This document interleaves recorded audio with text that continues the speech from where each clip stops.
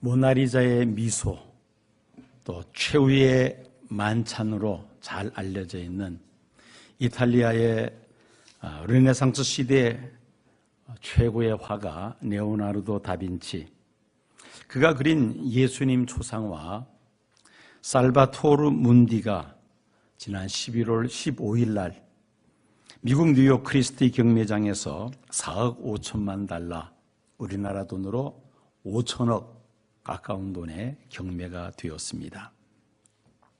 미술품 경매 사상 최고가를 기록을 했습니다. 지금까지 경매 시장에서 최고가로 거래된 미술 작품은 2015년 1억 7,940만 달러, 약 2천억 원에 낙찰된 파블로 피카소의 그림 알제의 여인들이라는 그림입니다. 이 다빈치의 그림이 경매 시장에 나오는 경우는 극히 드뭅니다. 그가 남긴 작품이 한 20여 작품 되는데 대다수가 박물관에 보관되어 있기 때문입니다. 따라서 전문가들은 이 살바토르 문디라는 예수님 초상화가 경매에 나오기 전에 약 우리 돈으로 한 2천억 정도의 경매가 될 것이라고 예상을 했습니다. 그런데 낙찰 가격이 예상 가격의 2배가 훨씬 뛰어넘는 5천억 원의 경매가 되었던 것입니다. 이 살바토르 문디라는 라틴어는, 살바토르는 구원자라는 뜻이고 문디는 세상이라는 뜻입니다. 이 세상의 구원자, 곧 예수 그리스도를 가리키죠. 그림 속의 예수는 왼손에는 수종으로 된 구슬을 들고 있고 오른손은 이렇게 하늘을 향하면서 축복하는 그런 모습의 그림입니다. 작품의 크기는 가로 45.4cm, 세로 65.6cm입니다. 미술사가들은 이 그림이 1506년에서 1513년경 레오나르도 다빈치가 프랑스 루이 12세를 위하여 그린 것으로 그렇게 알려져 있습니다.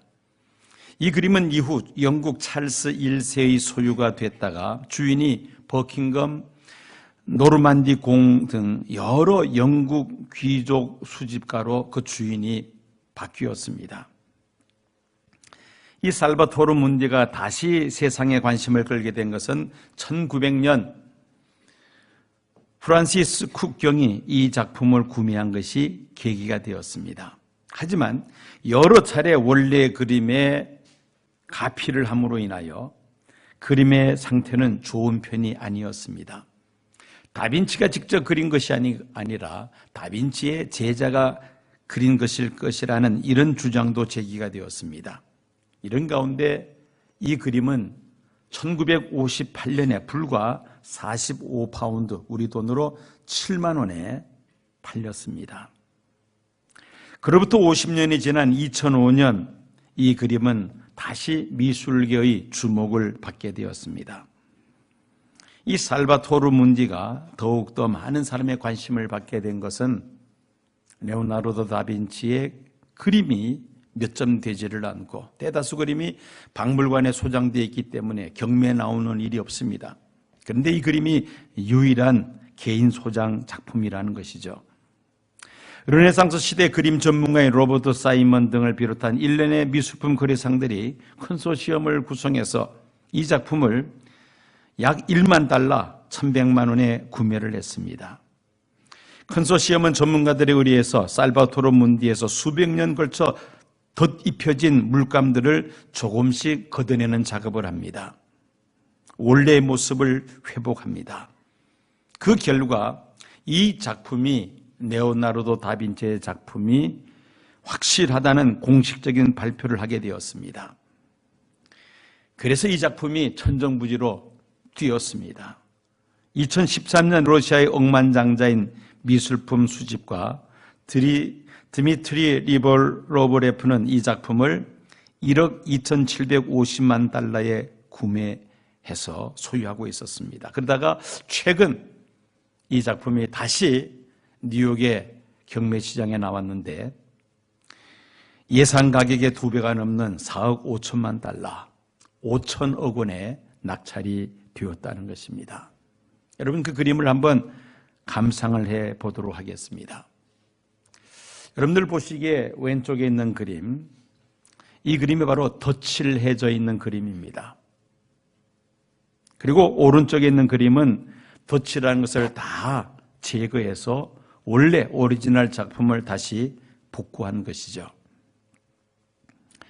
여러 차례 유럽의 귀족들의 손을 거치면서 이 그림에 자기가 좋아하는 색으로 덧칠을 했다는 것입니다. 그래서 이 그림이 누구의 그림인지를 알 수 없는 그런 그림으로 전락해버리고 맙니다.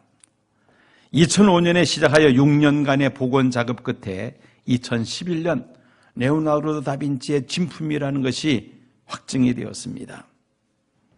여러 차례 덧칠한 것을 다 벗겨내니까 이 다빈치가 원래 그린 그림이 그대로 드러나서 갑자기 폭등을 합니다. 1억 2,750만 달러의 명품으로 판명이 되었죠. 그러다가 금년에 또다시 경매가 되는데 4억 5천만 달러의 경매가 되었다는 것입니다. 여러분, 5천억 하니까 별로 감이 잡히질 않죠. 1억도 없는 사람이 5천억 하니까 도대체 이게 얼마나 되는 숫자가 전혀 감이 잡히지를 않습니다. 어마어마한 천문학적인 숫자이죠. 그림 한 점이 이렇게 엄청난 가격으로 팔린 것은 이 그림에서 덧칠한 것을 다 벗겨내고 다빈치가 원래 그렸던 그 오리지널 그림이 드러나면서 이 그림이 다빈치 그림이 맞다는 것이 판명되면서 가격은 천정부지로 뛰어오르고 말았다는 것입니다. 저는 이 시간 여러분들에게 이 그림이 비싸다는 것을 이야기하기 위해서 설교소두에 소개한 것은 결코 아닙니다. 예수 그리스도의 복음이 그러합니다. 성경에 기록된 예수 그리스도의 복음은 단순하면서도 확실한 것이죠. 그런데 세월이 지나가면서 수많은 사람들에 의해서 이 복음을 덧칠하고 복음을 변질시키고자 하는 일들이 지난 2000년 기독교 역사 속에서 수없이 일어났었습니다. 시대 상황과 변화에 따라 복음에 무엇을 더하고 무엇을 또 빼려고 합니다. 복음에다가 무엇을 더하거나 빼면은 복음의 가치, 복음의 생명력을 잃어버리고 맙니다. 그러므로 우리는 복음의 순수성을 지켜야만 합니다. 예수 그리스도의 복음과 예언의 말씀에서 무엇을 우리가 임의로 더한다거나 빼거나 해서는 안 된다는 말씀입니다. 요한계시록은 노사도 요한이 당시 로마 제국의 군대에 체포가 됩니다. 에베소에서 복음을 전하다가 체포가 되어서 밤모섬에 유배 생활을 하고 있을 때에 부활 승천하셔서 하늘 보좌 우편에 계시는 예수님이 친히 사도 요한에게 나타나셔서 장차 속히 될 일을 계시하신 내용을 기록한 것이 바로 요한계시록입니다. 특히 세상 마지막에 있을 일들을 집중적으로 요한에게 계시하셨습니다. 인간의 이성을 가지고서는 이 계시의 내용을 이해하기가 어렵고 또 받아들이기도 어렵습니다. 핵심은 당시 세계가 로마 제국의 황제에 의해서 지배되는 것처럼 보이지만은 실상은 하늘 보좌에 계시는 하나님께서 주관하고 계시며 우주 만물과 인류의 역사를 하나님께서 친히 주관하고 계신다는 것입니다. 예수님께서 세상 마지막에 다시 오셔서 이 세상을 심판하시며 하나님의 나라를 완성하시는데 끝까지 믿음을 지킨 성도들은 하나님 나라를 기업으로 얻게 된다는 것이 요한계시록의 가장 핵심이 되는 내용입니다. 밤모섬은 로마 제국의 많은 유배지들 가운데서도 가장 악명이 높은 유배지였습니다. 밤모섬의 죄수로 유배되면 6개월을 넘기기가 어렵다는 말을 할 정도였습니다. 열악한 환경과 가혹한 노동으로 6개월을 넘기지 못하고 죽는 죄수들이 많았다는 것입니다. 이 요한의 일과는 하루 종일 동굴 속에 들어가서 먼지를 마시면서 돌을 캐내는 일이었습니다. 석방의 희망은 전혀 보이지 않는 가운데 하루하루를 연명하던 요한, 그에게 어느 날 예수님께서 나타나셔서 장차 될 일을 자세하게 계시해 주셨습니다. 요한은 예수님께서 보여주신 계시를 붙잡고 1년 6개월 동안의 힘든 유배 생활을 잘 버티다가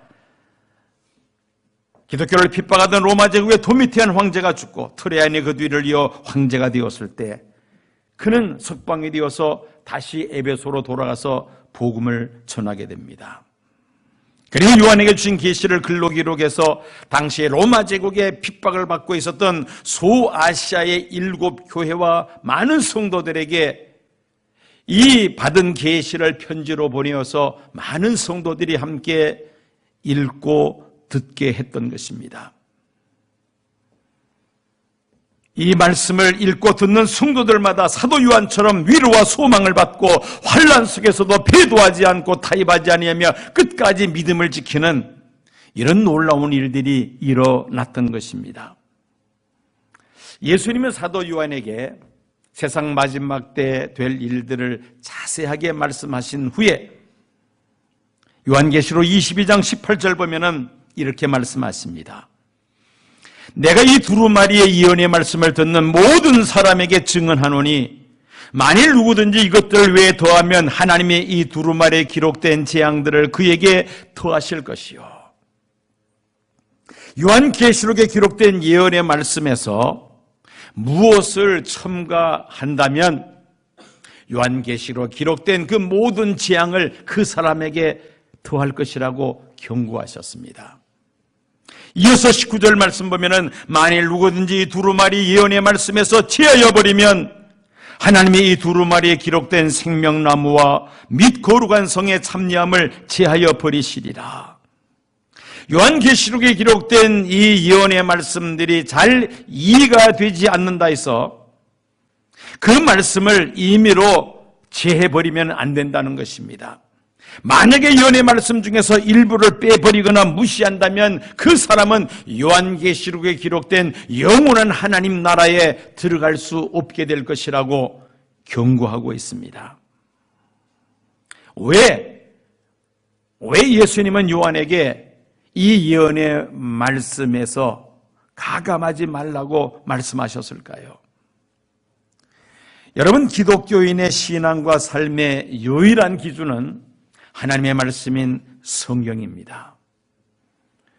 2000년 기독교 역사 속에서 각 나라와 민족의 언어와 문화와 지리적 환경의 차이와 시대적 변화에도 불구하고 동일한 믿음을 지킬 수 있었던 것은 바로 절대 진리인 성경이 있었기 때문입니다.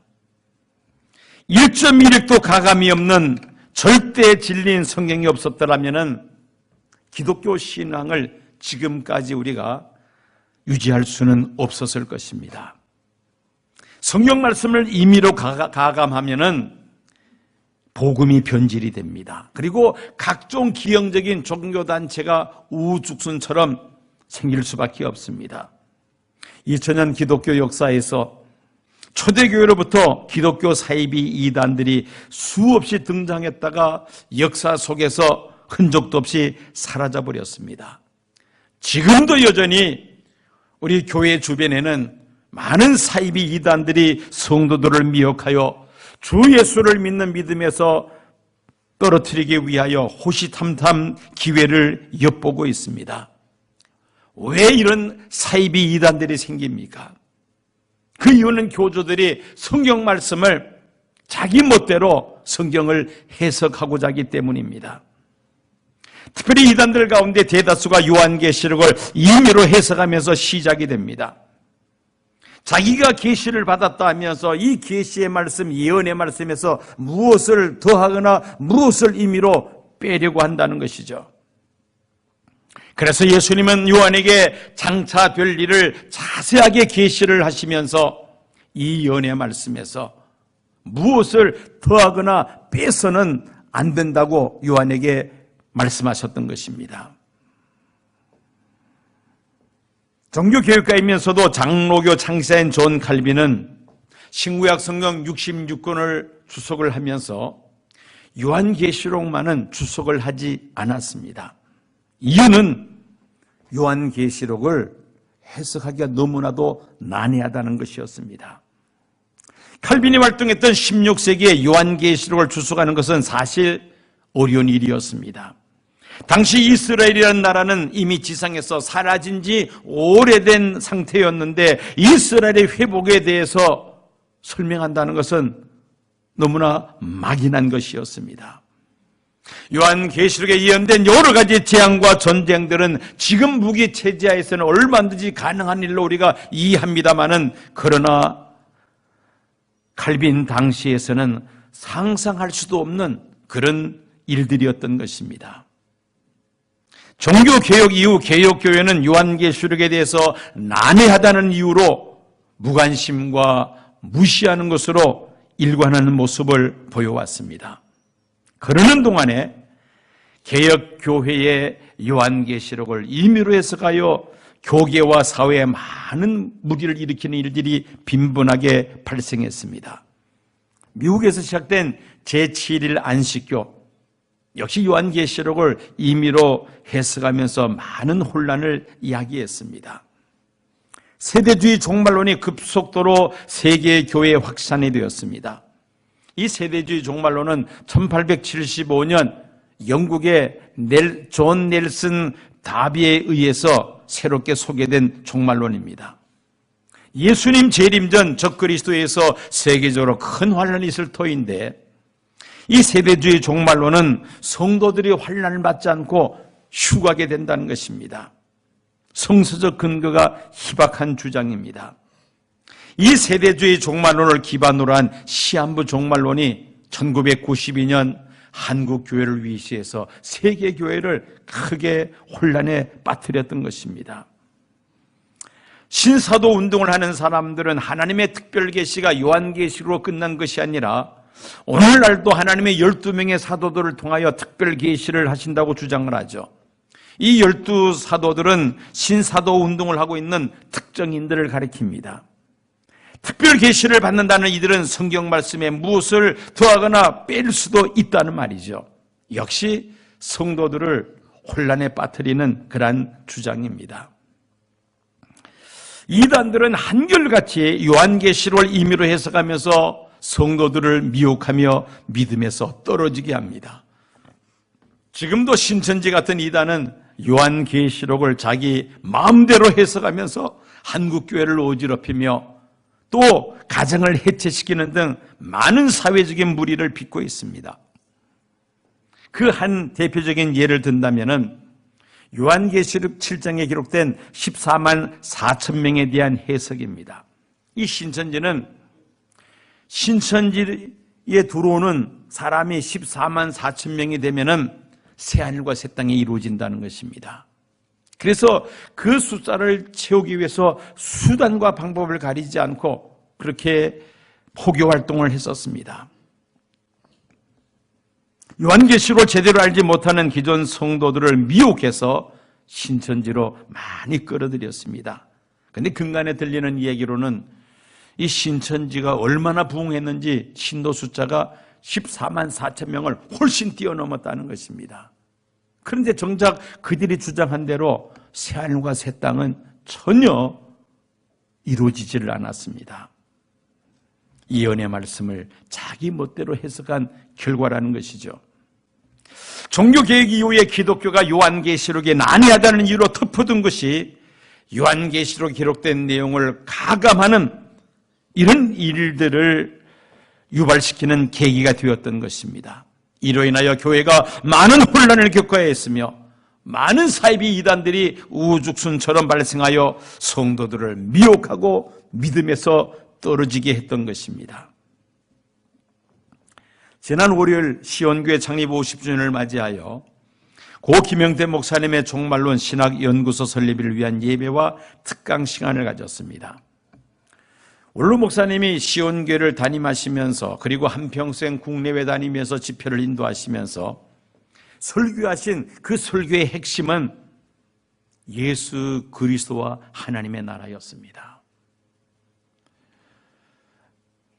요한계시록을 집중적으로 가르치시면서 말세를 살아가고 있는 성도들은 예수님 다시 오심으로 이루어지는 하나님 나라를 소망하면서 신앙생활해야 될 것을 늘 외치셨습니다.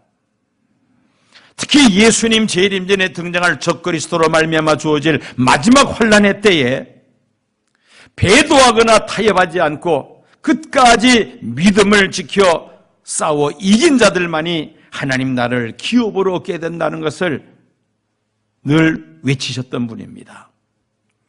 이런 종말론을 역사적 전천년설이라고 말을 합니다. 종말론을 논할 때 요한계시록 기록된 천년왕국을 중심으로 해서 크게 4가지 학설이 있습니다. 그 학설에 소개된 연대순으로 따진다면 가장 먼저 소개된 것이 역사적 전천년설입니다. 그 다음에 후천년설, 세 번째로 무천년설, 그리고 네 번째로 세대주의 전천년설입니다. 역사적 전천년설은 초대교부 때부터 소개된 가장 역사가 오래된 종말론입니다. 미국 신학자들 가운데 60% 가까이가 이 역사적 전천년설을 받아들이고 있습니다. 후천년설은 거의가 받아들이지 않습니다. 무천년설은 요한계시록에 기록된 천년왕국을 상징적으로 생각하면서 천년왕국 자체를 그렇게 중요하게 생각하지 않습니다. 한국은 장로의 신학대학을 위시해서 무천년설을 받아들이는 신학교들이 많습니다. 그리고 세대주의 전천년설은 상대적으로 최근에 소개된 종말론이죠. 역사적 전천년설과 비슷한 것 같은데 결정적으로 구별이 되는 것은 세상 마지막 때 적그리스도로 말미암는 대환란이 주어질 때에 성도들은 환난받지 않고 휴거한다는 것입니다. 성도들에게 환난이 없다고 하니까 다들 듣기를 좋아합니다. 그러나 결과적으로 영적 전쟁에서 성도들을 무장해체시키는 그런 결과가 초래되며 시한부 종말론의 근거가 됩니다. 한국교회에 많은 영향을 미쳤으며 교회들 중에서도 주로 오순절 계통의 교회들이 영향을 많이 받았습니다.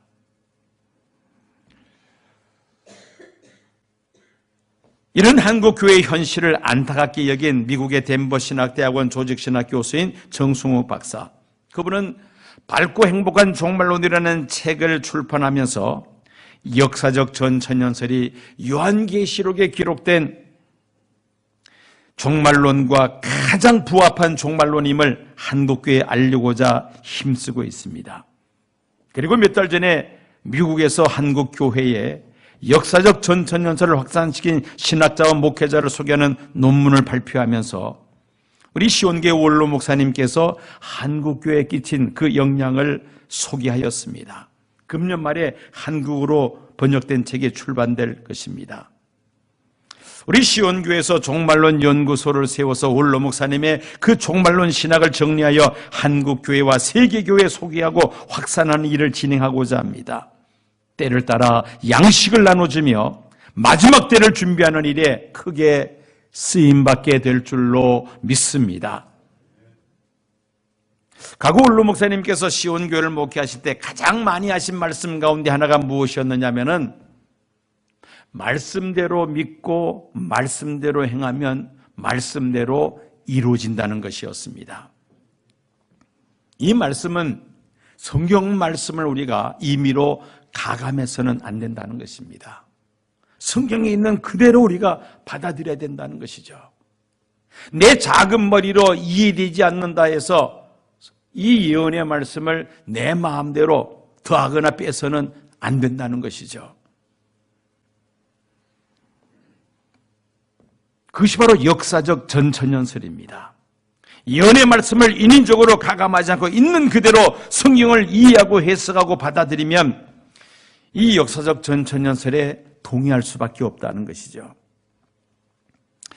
이 예언의 말씀에 가감하지 말라는 이 말씀은 물론 협의적으로 해석한다면 요한계시록에 기록된 예언의 말씀으로 국한할 수도 있습니다만은 광의적으로 폭넓게 해석한다면 신구약 성경의 모든 말씀에 가감하지 말라는 뜻으로 우리가 해석할 수가 있습니다. 하나님께서 모세를 통해 이스라엘 백성들에 주신 말씀입니다. 신명기 4장 1절 2절을 보면 이스라엘아 이제 내가 너에게 가르치는 규례와 법도를 듣고 준행하라.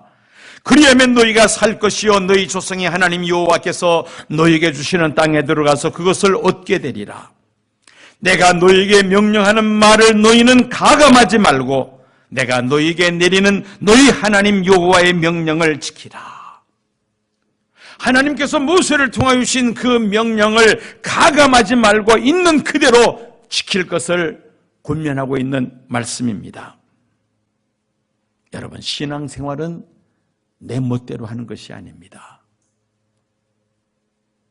성경 말씀이 내 생각과 같지 않다 해서 성경 말씀을 무시하고 내 마음대로 해서는 안 된다는 것입니다. 내가 믿고 싶은 것만 믿고 내가 하고 싶은 것만 하고자 한다면은 이 사람은 정상적인 신앙인이 아닙니다. 내가 이해가 되지 않고 내가 원하는 바가 아니랄지라도 성경에 말씀하고 있기 때문에 그 말씀대로 믿어야 하고 그 말씀대로 행해야 된다는 말씀인 것입니다. 이것이 바로 올바른 신앙인의 자세입니다.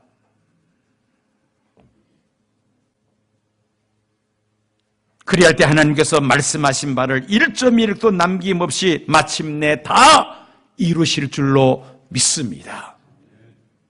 한번 다 같이 따라해 보시기 바랍니다.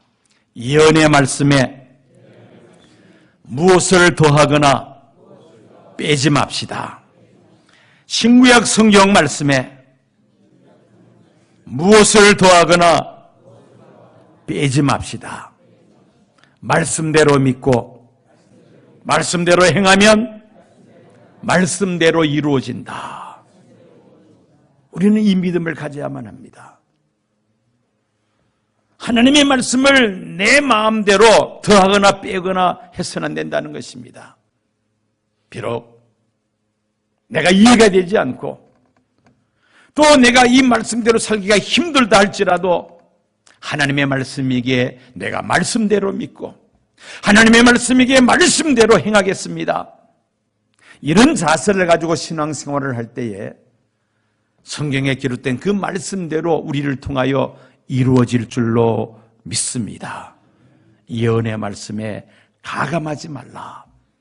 요한계시록 기록된 이 말씀을 우리의 마음판에 새기고 이 말씀대로 믿고 행하는 믿음의 사람들이 다 되시기를 축원합니다. 지금은 우리 주 예수 그리스도의 은혜와 아버지 하나님의 극진하신 사랑과 성령님의 감동 감화 충만 역사하심이 이 예언의 말씀에서 무엇을 더하거나 빼지 아니하며 오직 말씀대로 믿으며 말씀대로 행하기를 다시 한번 결심하는 이 자리에 머리 숙인 사랑하는 성도들과 시온교회에 속한 모든 믿음의 원속들과 이 땅에 거하는 하나님의 백성들 위에 지금부터 영원까지 함께 하옵시기를 간절히 축원하옵나이다. 아멘.